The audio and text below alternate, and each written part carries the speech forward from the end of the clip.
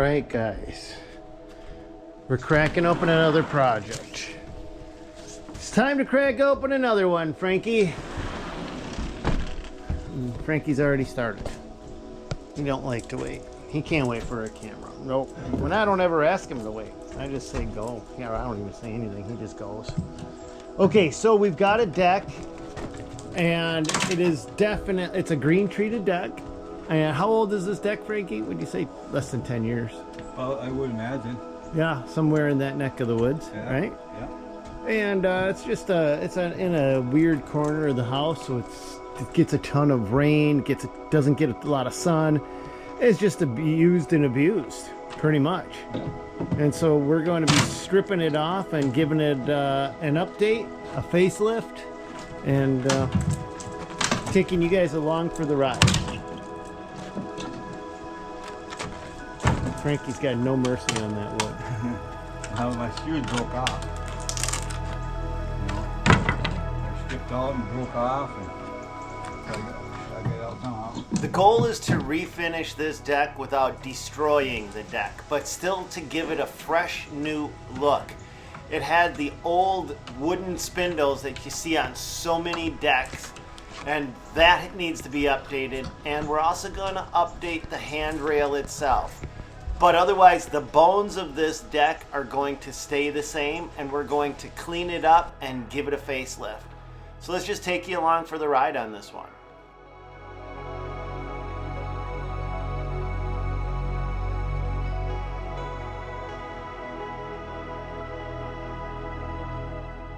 We decided to shorten the handrail from inside of the house. It was always difficult to see through the hand railing, and it just looked like you were looking through prison bars. So it needed to be upgraded.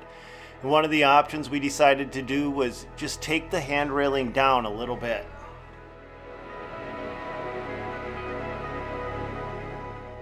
Now, one of the things that destroyed my deck faster than anything else is my fascination with crows. I feed them every single day on my deck. That's the baby. That's the baby. Mom and Dad are bringing baby in. That's the whole family. All 5. Well, we got a couple babies out there. Oh, wow. 3. Mom and Dad. That's Mom and Dad right there. And those other ones are the babies.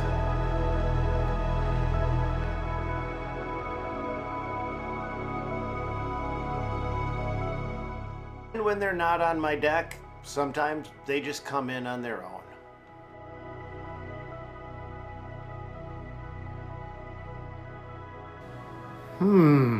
I look down and I see a mess. It's been tore apart. I don't think the dog did it. And then all of a sudden, there's Ka the crippled crow.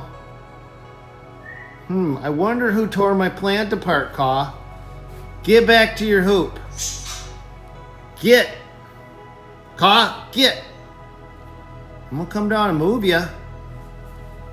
If you don't go back, I'm coming down for you. Get back there, Ka. That thing listens like one of my kids. Get. Ka, get. Get over there. Go back to your hoop. You don't listen for nothing, do ya? What are you doing? You're just gonna sit on my radio and crap all over it? Good for you. They make a ramp. Yeah. We'll give it a shot. If we have to, we can set it down on a step too. Okay. Let's just try lifting it up once just to see if the wings fall off. Okay. So you shouldn't have to lift. I'll just kind of push and you just don't let it keep going. Okay, well, It's a clearly Polish thing to go barefoot when you're lifting heavy objects on a demolition site with nails and loose boards and power tools laying all around, because why wouldn't you go barefoot at that time instead of just slapping on a set of shoes? This is what happens when you let two Polacks out into the wild without adult supervision. Hop out and push the rest of the way. I can get the cover on it then. All right. Oh, okay. Yeah, you want to throw that on now right away? And I'm doing. You want to get this on? And it'd be nice if I have to, I can roll it around, but. No. We'll just get it out of here.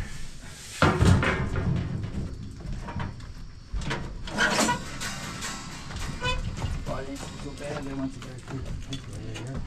Yeah, you've got to pull it apart a little bit. We'll put it on the other side of This set right here, we'll put it right up. Oh, we're gonna put it on the back side? Yeah. Yeah, it'll be out of the way. Put it by this wood that we gotta get rid of.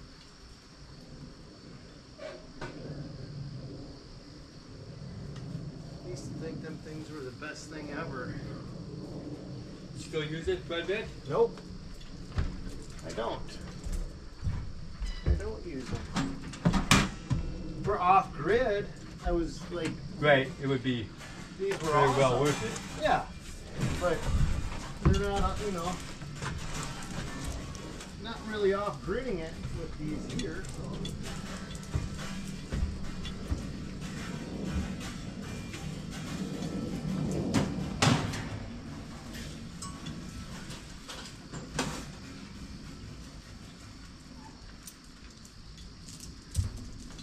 Because this is actually a pretty good sized deck. I mean, with all the stuff off of it. Yeah, once you finally get once you get it cleared, right? Yeah. Thanks, baby. Nothing like some black soot and white fur, right? It's not as bad as the day I came home and I found my kids had painted her yellow lab blue. Really? Yeah, Sugar. Remember Sugar? Yeah. Yeah, she was blue from head to toe. I don't know if it was marker or... And she just sat there and let him do it. She didn't care. Maybe feeding the birds is an old person thing, but I've fed the crows for years. Well, it's not specifically the crows, but I've put food out that I know the crows specifically enjoy, and I think they know that I've got their back. To the point where one of them got hurt, it was brave enough to decide to make the trek inside. And we never kicked it out. It hung out with us for a very long time before it moved back out into the yard on its own. Here's Caw the crippled crow. Let's go find out what Caw the crow is up to.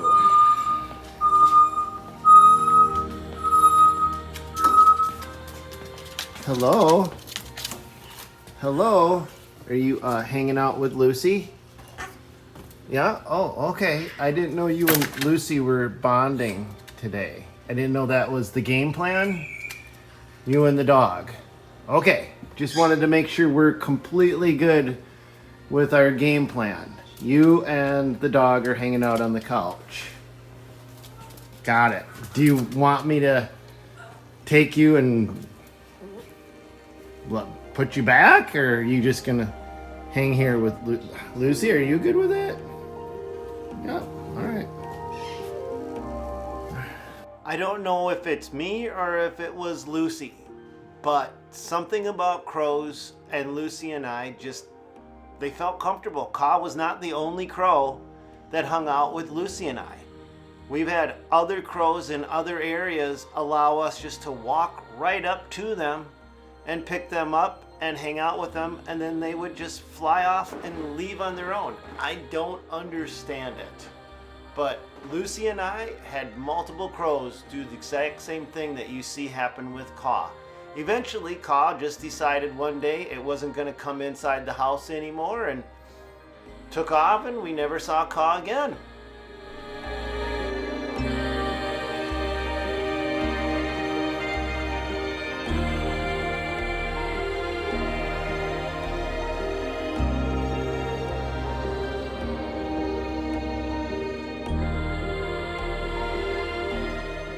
Our goal was to upgrade this deck without creating a massive mess and starting all over again. So we just needed to put a fresh face on this thing. And we wanted to make sure that this deck matched up with the other deck that we just wrapped up. And so to create that look that makes everything flow together, we decided to use the same handrail system on the old deck that we had on the other deck, which is 3-inch thick oak that's really wide and massive. But we needed to create a good solid base underneath it. Now on the other deck that we built in a different video, and some of you guys are following along on that, we used 6x6 posts to hold it up. We didn't want to tear this entire deck apart. Our goal was to be as minimally invasive as possible while still giving it a fresh face. So we opted to use the existing posts that we have there, which were really not big enough to adequately support this structure. So we decided to use the old handrail below the new handrail as a support system.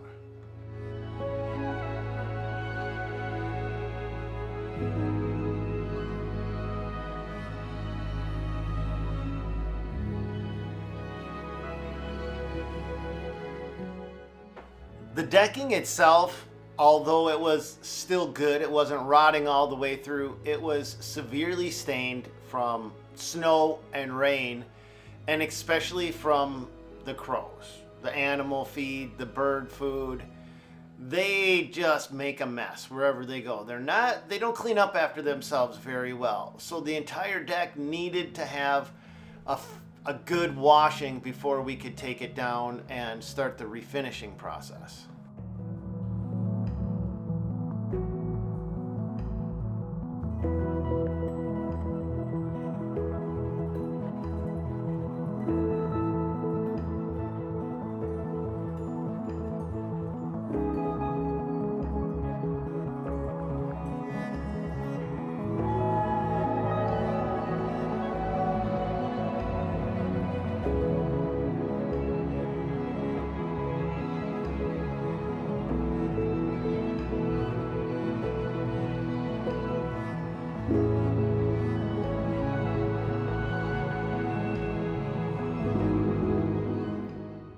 Material we're going to use as the handrail itself is 3 inches thick, and it's wide oak planking that was rough cut sawn mill material. So this didn't come pre-finished in any way, shape, or form. We actually bought this off from a farmer who was just liquidating his supply and wanted to make space in his barn. We ended up buying this many years back with no clear clue of what we were ever going to use this for. Sometimes when you have a deal fall in your lap that's too good to pass up, you go ahead and jump on it whether you need it or not. And that was this material. I almost feel bad using 3-inch thick oak for a hand railing, but I didn't want to see this just sit in a pile doing nothing, which is what Frankie and I basically had saved it up for. We didn't have a clue what we were going to use it for. So we wanted to create something unique and different to give this railing just its own flavor. And that's where this material came in. It would be perfect structurally inside of a cabin or inside of a barn or something like that. But with no clear indication of what we'll ever use it for, we opted to leverage it for a handrail.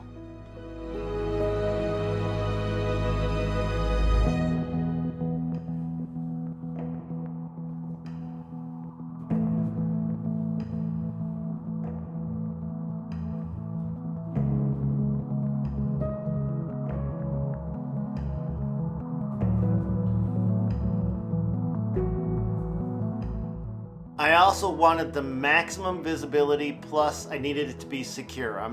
My daughter lives with us with 2 babies, and I need to make sure that it's still secure, but I did not want that prison bar look.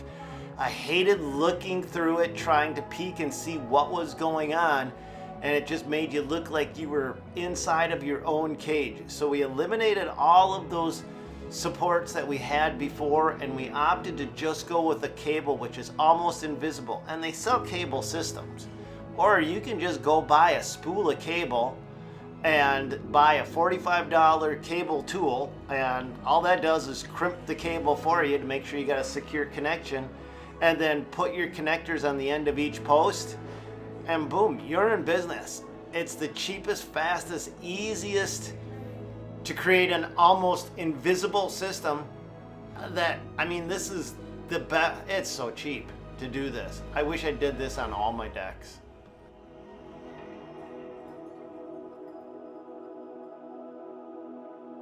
Guys, here she is all wrapped up. Show you what we did, how we did it, how she turned out. So here's the cable, I don't know, spindle system, I guess. Boy, she's just a simple, easy way to do it. The railings turned out, I mean, the railings were all the character of the actual deck itself. And then, of course, I've got to feed the crows and any other birds. So I'm just feeding birds. I mean, crows are my bird that I like the most. So we built a bird feeder, except they don't like it. All the other birds like it, but I haven't had a crow yet come up here and eat off from my new feeder.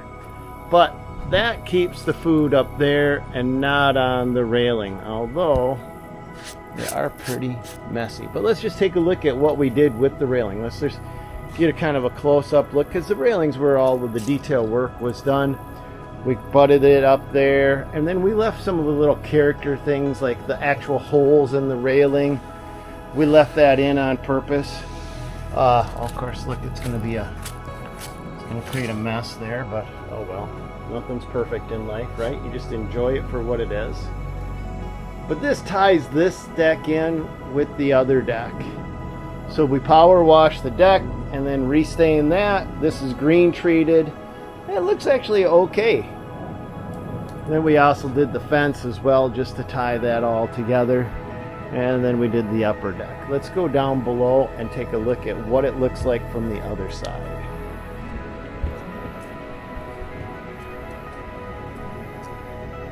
So this now is going to tie all of this landscape down in this zone all together so that it looks like it was all built with intention at the same time. And even though none of this, not one single bit of this, was ever pre-planned, this was what Frankie and I built as we went. This is what we call a design build. We're making decisions as we go and having fun. That's all this is. This whole project was to take you guys along for the ride, have some fun. Let's see what we can build without busting the budget, without doing anything too over the top crazy, utilizing the skills and resources that we had available at the time. So now this deck, with its unique characteristics, ties in with that deck so that this whole area feels like it was built with intention and not just a pass-through. Initially, when we started this project, retaining wall, sidewalk, going up a set of steps, and boom, you never spent any time down here. Now you come down here with a purpose. And we're not done yet. We've got more we can do. If you guys are doing your own landscaping, enjoy the process. There's no rush. But don't waste time. If you're married, don't put your spouse, your significant other, through the heck of your indecision. And what I mean is, I feel that if I'm going to tackle something, I have a responsibility to complete that project. Whether I know what I'm doing or not doing, I still have a responsibility to complete that project for the sanity of my family. There's more involved than just me. So I try to get into these things and get them done so I can get on to the next one and let everybody else enjoy their life and not make my ongoing project part of their ongoing misery. And I hope you guys enjoyed this entire series from start to finish, where we took an area that we had no real clue what we were going to do and built a transformation to show you how we tackle every little nuance of a project like this. But that's it for this one. God bless, and go get them, you guys. And hopefully I start to get some better action on my new bird feeder. See you guys on the next one.